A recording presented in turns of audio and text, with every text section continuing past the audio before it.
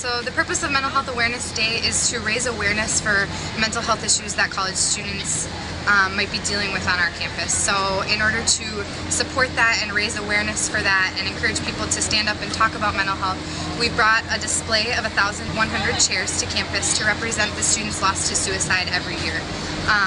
Suicide is just one result of mental health problems, and so we've also had invited students to write their stories about mental health and their experience with mental health and attach those to the chairs today on campus. We're also handing out free t-shirts. We have about 950 t-shirts to hand out, and the black t-shirts that are handed out to the public will say, "I stand up for mental health because," and students can write their own reasons, and we're hoping that they'll wear them around campus and support mental health. We don't talk a great deal about mental health in this country. We often don't really understand how pervasive it is. We don't really understand how costly it is. Tragically, we lose 14,000 people in this country to homicides every year. We lose 36,000 Americans to suicide every single year in this country. And it's something we simply don't talk about. If we leave people out there with untreated diabetes, untreated cancer, untreated any illness, guess what? It gets worse. And that's what's often happening with mental health issues, and it's often because of stigma. It's often because of shame.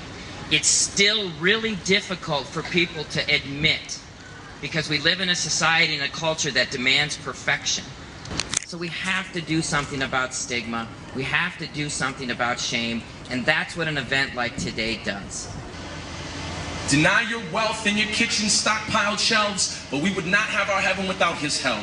Billboards are just postcards from paradise, rooftops are dares to fly, and money is just a temporary high. We sing peace and shout vote or die, but between Franklin and 25th, the rules of the next president do not apply. When you've become so devoted to making a living where it dies, hopelessness becomes an instinct to wake up prepared to fight.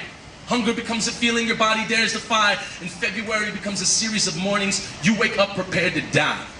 'Cause I don't care what none of y'all say. Minneapolis is cold as hell.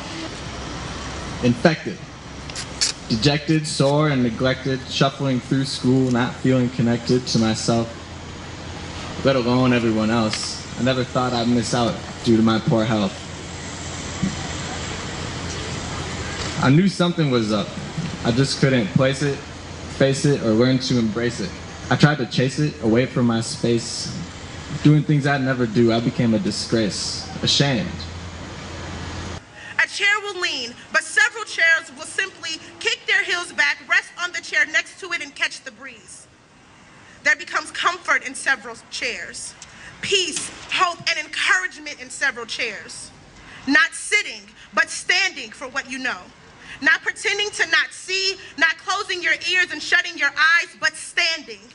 Standing gives power and strength.